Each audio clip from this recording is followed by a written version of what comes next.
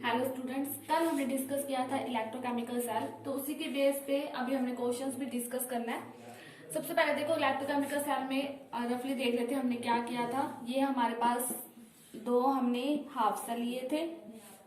इधर मेरे पास था जिंक सल्फेट 1 मोलर, इधर मेरे पास था कॉपर सल्फेट 1 मोलर। यहाँ पे हमने क्या किया, जिंक की इलेक्ट्रोड लगाई थी। इधर हमारे पास क्या था, कॉपर की electrode connected to the battery galvanometer. ये था हमारा external circuit.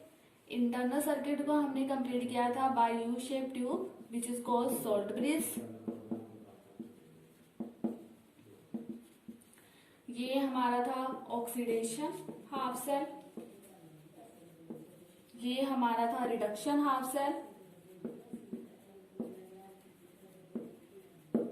Oxidation half cell मतलब जिंक ने इलेक्ट्रॉन लूज किए थे, reduction half cell copper electron gain किए थे। हमने क्या देखा था कि इलेक्ट्रॉन फ्लो हुए थे from anode to cathode, current flow हुआ था कैथोड टू एनोड।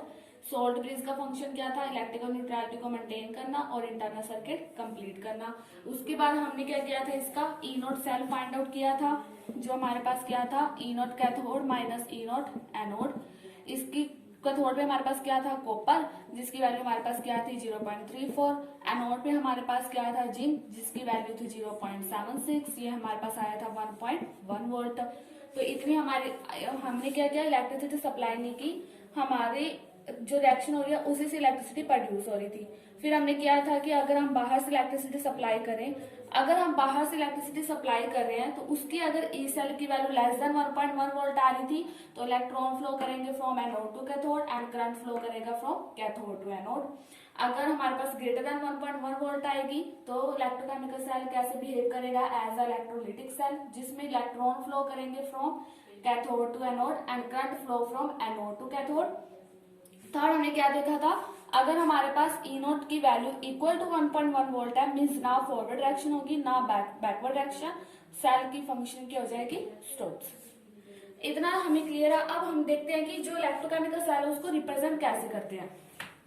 अगर हम इसकी ओवरऑल रिएक्शन लिखें तो हमारे पास क्या आई थी, zinc plus copper plus 2 equilibrium, copper plus zinc plus 2।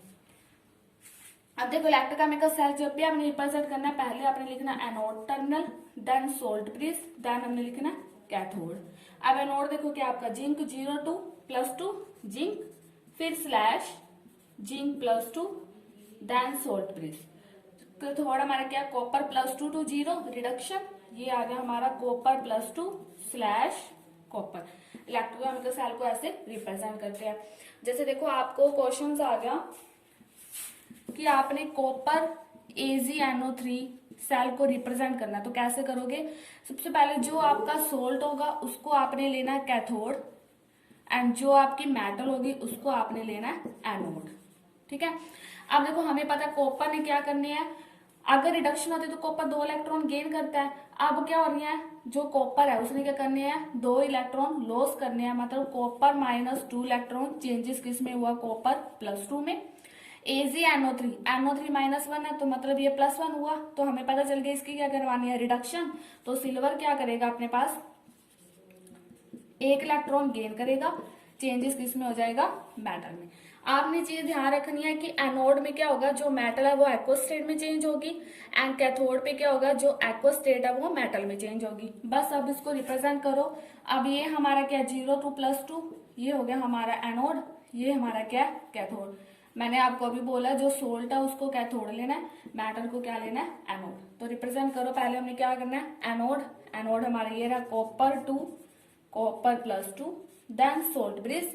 Anode हमारा क्या है, सॉरी हाँ ठीक है, कैथोड हमारा क्या है सिल्वर नाइट्रेट, ये हमारा क्या जा रहा Ag +1 to 0। तो ऐसे सेल को आपने रिप्रेजेंट करना है, समझ आया। सबसे पहले आपने क्या करना है एनोड को रिप्रेजेंट करना है, फिर सोल्ट ब्रिज लगानी है और फिर कैथोड को रिप्रेजेंट करना है, बस जैसे रिएक्शन हो रही है। अब हमें क्वेश्चन करते हैं। क्वेश्चन देखो क्या है, find the E naught cell for following redox reactions. Zinc changes to zinc 2 positive +2 electron, iron changes to iron 2 positive +2 electron. देखो ये क्वेश्चन सॉल्व करने से पहले आपने रिएक्शन देखनी है सिर्फ। देखो कैसे करना है ये क्वेश्चन। देखो फर्स्ट रिएक्शन हमें क्या दी है, zinc plus two electron. Second हमने क्या दिया, iron plus two electron. 0 2 plus 2 ये भी क्या हो रही है, ऑक्सीडेशन। 0 2 प्लस 2 ये भी क्या हो रहा है, ऑक्सीडेशन। अब अगर हमने ई नोट सेल फाइंड आउट करना है तो हमें पता है ई नोट सेल फाइंड आउट करने का फॉर्मूला क्या है, ई नोट कैथोड माइनस ई नोट एनोड। ठीक है, ई सेल अभी हम फाइंड आउट नहीं कर रहे, हम सिर्फ 1 मोलर कंसंट्रेशन के लिए ही फाइंड आउट करने हैं।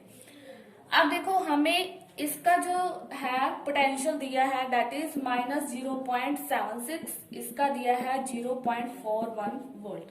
मैंने आपको एक चीज बताई थी कि जो ई नोट वैल्यू होती है वो किसमें दी होती है, स्टैंडर्ड रिडक्शन पोटेंशियल वैल्यू। यही होता है इलेक्ट्रोकेमिकल सीरीज के बेस पे हम क्या करते हैं, एसआरपी वैल्यू के बेस पे ई नोट सेल फाइंड आउट करते हैं, standard reduction potential value.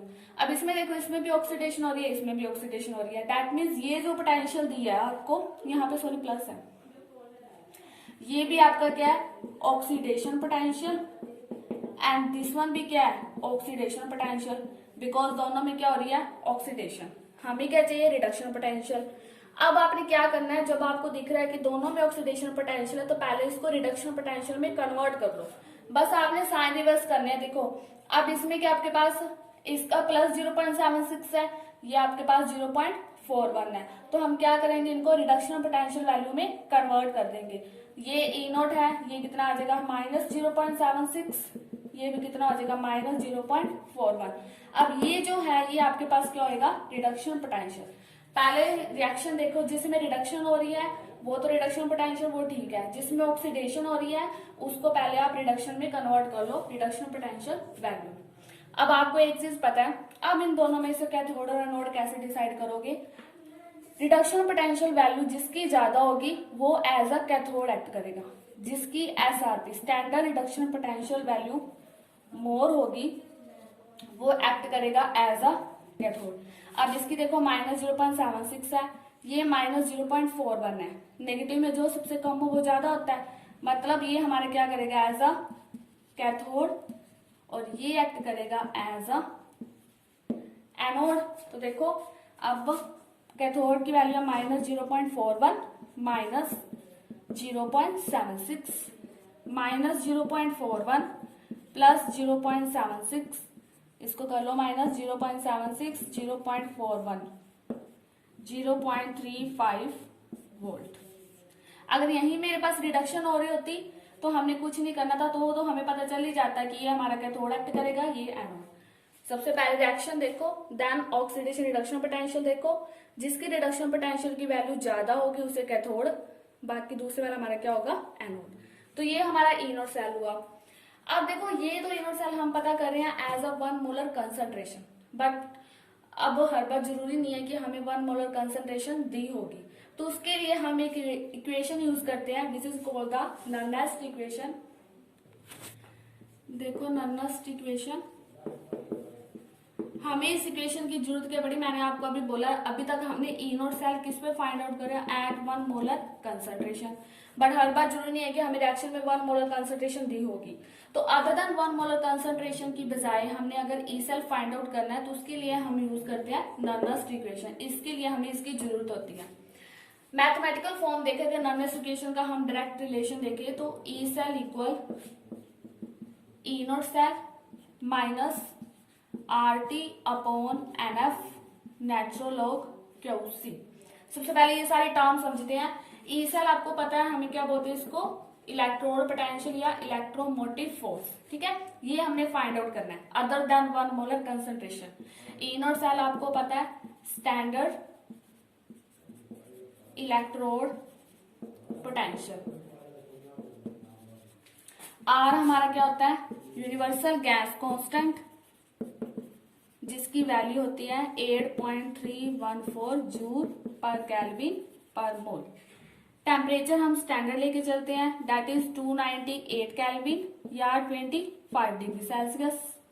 Then उसके बाद एफ क्या होता है हमारे पास, फैराडे कांस्टेंट। इसका क्या मतलब होता है कि अगर आपके पास इलेक्ट्रॉन का 1 मोल है तो उस अगर आप 1 मोल इलेक्ट्रॉन के पास करवा रहे हो तो उस पर चार्ज कितना है, वो चार्ज होता है 96500 कूलम पर मोल। फैराडे का मतलब क्या है, अगर हम 1 मोल इलेक्ट्रॉन पास करवा रहे हैं तो उस पर चार्ज कितना है, वो चार्ज होता है 96500 कूलम पर मोल। ठीक है। एंड हमारे पास होते हैं number of electron exchange, means अगर कोई सब्सटेंस ऑक्सीडाइज हो रहा है या रिड्यूस हो रहा है उस टाइम वो कितने इलेक्ट्रॉन एक्सचेंज कर रहा है, वो हमारा क्या होता है एन। देन उसके बाद आप समझो नेचुरल लॉग क्यू सी। देखो नेचुरल लॉग है, इसको हम इजी कैलकुलेशन की क्या करते हैं, log 10 में कन्वर्ट करते हैं। नेचुरल लॉग को log 10 में कन्वर्ट करने के लिए हम क्या करते हैं 2.303 से मल्टीप्लाई log 10। ये जो 10 होता है ये log का बेस होता है, उसी तरह नेचुरल log का बेस होता है नेचुरल log ई, जिसकी अप्रोक्सीमेट वैल्यू होती है 2.71। तो log 10 मैंने आपको क्लास में सॉल्व करना सिखाया हुआ है, तो मैं यहाँ पे दोबारा डिस्कस नहीं करूंगी। अब हम समझते हैं क्यू सी क्या है, इतना समझ आया। अब देखो क्यू सी क्या है हमारे पास। हाँ, जैसे मान लो अपनी वो नॉर्मल रिएक्शन ही देखो, zinc plus copper plus 2, zinc plus 2 plus copper, equilibrium arrow है। आपको पता हम रेट कांस्टेंट कैसे लिखते थे, concentration of product upon concentration of reactant. तो लिखो जिंक प्लस 2, ये हमारा एक्वस है, कॉपर ये सॉलिड है, और रिएक्टेंट है zinc solid, copper plus 2 aqueous. Solid की कंसंट्रेशन हम 1 एज्यूम करके चलते हैं, ये सॉलिड कैंसिल है, बचा क्या हमारे पास zinc plus 2 over concentration of copper plus 2, दोनों एक्वस है। ये तो है जब इक्विलिब्रियम एरो में तब हम के यूज करते हैं। अगर आपको इक्विलिब्रियम एरो ना दिया हो तब उस टाइम में हम के हटा के क्या यूज करते हैं Q C, that is known as a reaction quotient.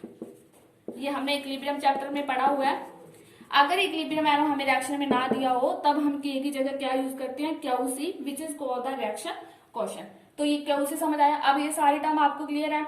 अब इन सभी में अगर हम वैल्यू फिल करके देखें तो देखो E cell equal E naught cell, R की वैल्यू हमारे पास क्या थी 8.314, टेम्परेचर 298, एंड हमें पता नहीं, ये था 96500।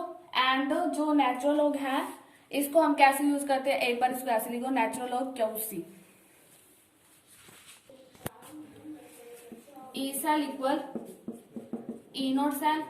नेचुरल लॉग को log 10 में कन्वर्ट करने के लिए 2.303 से मल्टीप्लाई